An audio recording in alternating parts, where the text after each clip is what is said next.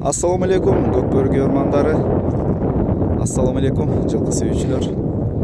Достор, ушу алдыңыздарда экранда турган аргымак.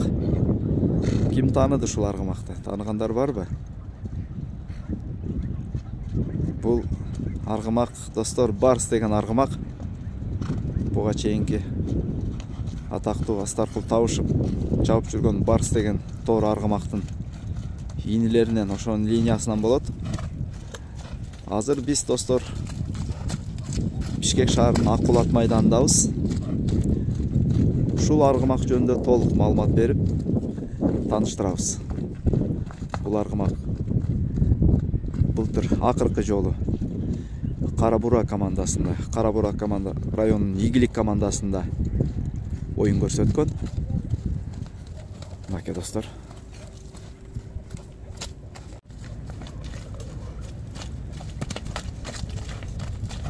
Табы эти жакшы экен, буйруса. Багуусу жакшы экен. Азыр эми толук маалыматтап баштайбыз. Анда Нурел, ассаламу алейкум. Ассаламу алейкум, байке, кандайсыз, жакшысызбы? Жакшы, рахмат, Кудайга шүгүр. Аргымак, бул Барс деген аргымак. Азыр ушул тапта канча жашка толду? Жаска 2 асы болду. Жаска 2 асы экен, достор. Бул атактуу жана Фархат деген айгырдын баласы. Тай кезинде, кунан кезинде глюко чабылган. Анан жана Эрбол Талантбек уулу деген инибиз ошого алып, былтыр 1 асы кезинде акыркы жанагы эмеге чапты. Президенттин кубогуна чапкан. Ошондон кийин биздин колго өткөн ушул ат. ошондон бери бизде. Баракелде. Азыр аттын ушул турушунда табы кандай? Бул бастырылып турабы же багуу делеби? Азыр эми бир айга чукул убакыт болуп калды окшойт. Бир күн иштесе, бир күн иштебей ушундай болуп, эми көп деле басылган жок. Ошо бир жумасына бир 2 жолу басып коет, ушундай деле эмеде турат. Ошо. Андан жана күн суукта ошондо туруп калды. Анын алдында базы эле жаттым. Баракелде. Нурел, өзүң айтып калдың, ат өтө ыкчам, бат. Мындайча айтканда анча-мынча балбан отура албайт деп атасың.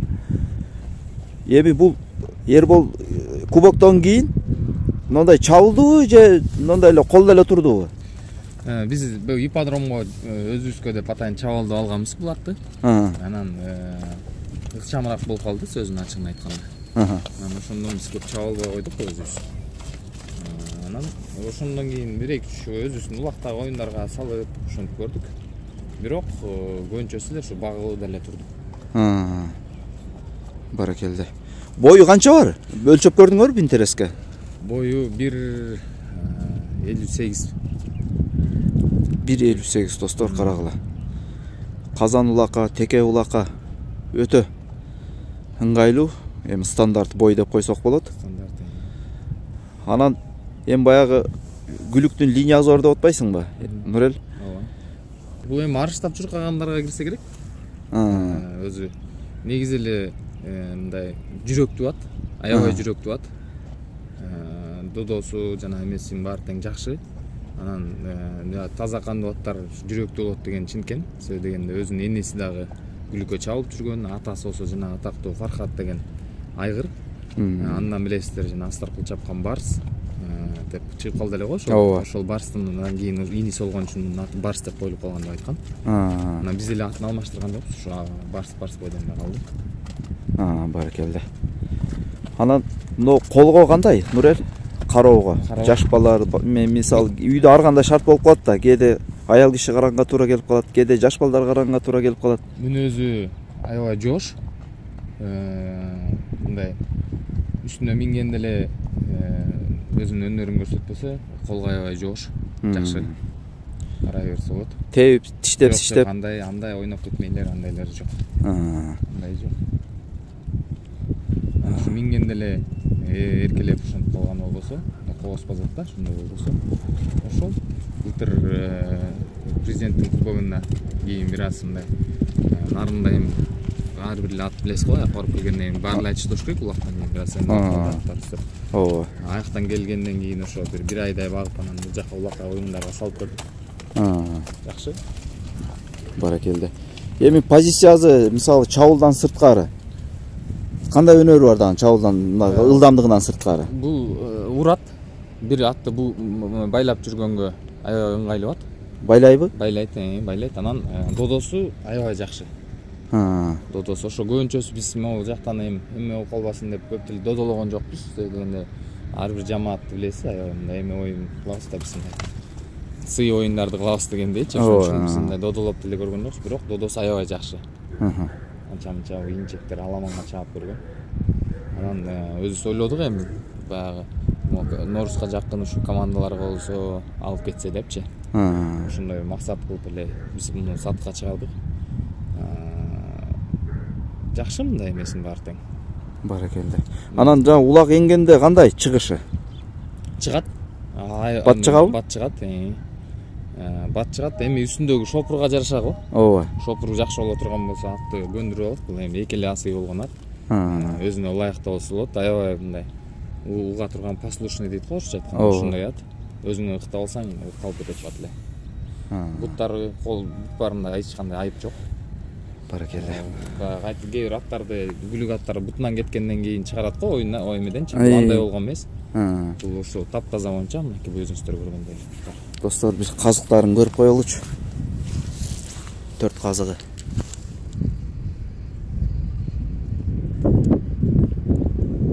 Даже бир чийилген жери да жок экен. Айдар бир аз айдап койчу алдыга. Аттында барбы? Аламан улакта чийип алганбыз. Достор, азыр biraz жүгүртүп дагы текшерип көрөбүз. Казанын да текшерип көрөбүз. Нурел, казанга барышы оозу кандай? Оозу элпек эле, мындай өтө деле катуу эмес, элпек эле. Казанга барыштарын эми баягы оюнда деле көргөн болуш керексиздер. Казанга барат, бул түз эле барат. Ошо бул айтып атпаймынбы, биз алгандан кийин ошол көп деле аябай кыйнап, монтип, зордоп деле тияк бияка жүктөп чапкан жокпуз. Ооба. Ушул ипподромго келген, сентябрдын сентябрга чукул убакытта келген, августтун этегинде келген, ошол бойдон эле өзүбүздүн колдобой калды. Андан кийин бир аз даярдап, бир октябрларда өзүбүзгө чаап көрдүк бул жакта. Анан ушинтип киргизип чаап ошондой жүрөбүз. Баракелде.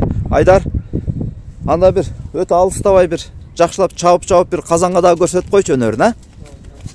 Достор, азыр бир көрөлү.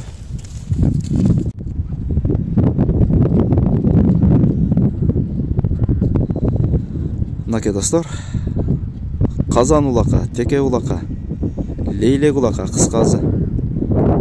Ошондой багытта аркылап издегендер болсо, кайрылыңыздар достор. Буюрса, лигадагы оюндары дагы бар. Дагы бир айтып өтөйүн.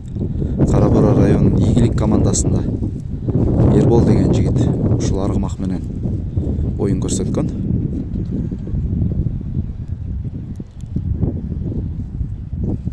Просто достор көпкө туруп калган үчүн биз мындай кыйнабай эле деп атабыз. Жакын бир жумадан артыгыраак убакытка чукул ат бастырылбай туруп калган экен. Эми ал жагы эгер атты жактырып калгандар болсо, өзүңүздөрдү, балбаныңыздарды алып келип, же саяпкерди алып келип, каалагандай ыкма менен могул казан алдыбыз да. Казан жакын. Келип ушул жерден текшерип алсаңыздар болот достор.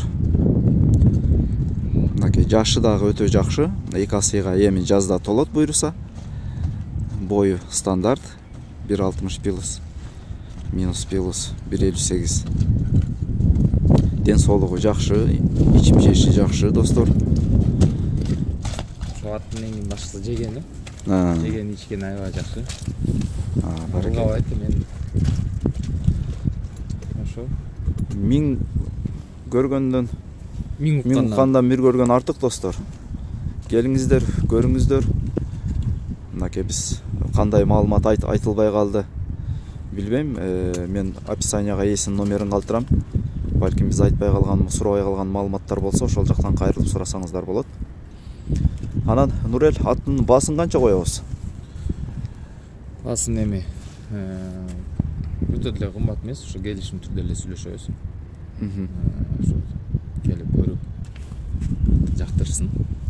Анан ошондой өтө деле кымбат эмес. Бир болжолдуу баасын айтып кетсек, Нурел.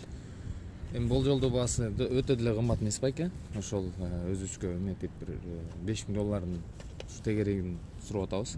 Баракелде. Андай деле кымбат деп мындай бааны койгон жокпуз ошол. Келген киши ошого чамасы жетсе келип көрсүн. Мындай экен, тигиндей экен дегендер ар ким өзү жана диванный эксперт деп коет го, алар ар ким өзүнүн ичинде калсын. Анан ошого ылайык атым бар, акчам бар, көрөйүн келип деп дегендер келсин, сүйлөшөбүз. Ушул. Баракелде. Мына достор, мен өзү буга чейин ачык айтайын, биздин баягы каналда колдон келишинче мен ушу ачык жүргүзгөнгө аракет кылам ушундай соода сатыкты. Мен атүгүл баазындагы сураган эмесмин, азыр өзүм таң калып калдым, бир аз 7-8ти айтабы деп ойлоп аткам ичимен. Жок. Өтө жакшы баа коюп берди жигиттер. Анан буйруса атты минип туруп, атты жактырып калсаңыздар, анда кол менен кол алышып, буйруса ал жагы өзүнчө башкача соода болот. Жакшы коюп берди достор. Жок, эми ал жана 7-8 деп деле эме кылган жокпуз байке, ошо биздики ошолдун тегереги, анан чамасы ошол да эми азыркы заманга ойлойм ушу арзан эле жакшы эле го депчи. Өтө жакшы коюлду баа достор. Аттын деңгээли, кыла турган жумушу ошого тете достор. Аркасынан деле аябай. Ооба, мен аны бирөөнү мактап эптеп сатып берейин деген максат эмес. Баары мындай ачык айкын. Мынакей. Көкүрөгү кенен, үстү кенен. Ошол достор, мынакей колдон келишинче көрсөтүп бердик. Алган адамга, саткан адамга дагы ийгилик каалайбыз.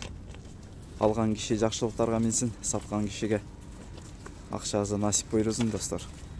Ошол, ассаламу алейкум деп калабыз бүтүндөй Кыргызстанга.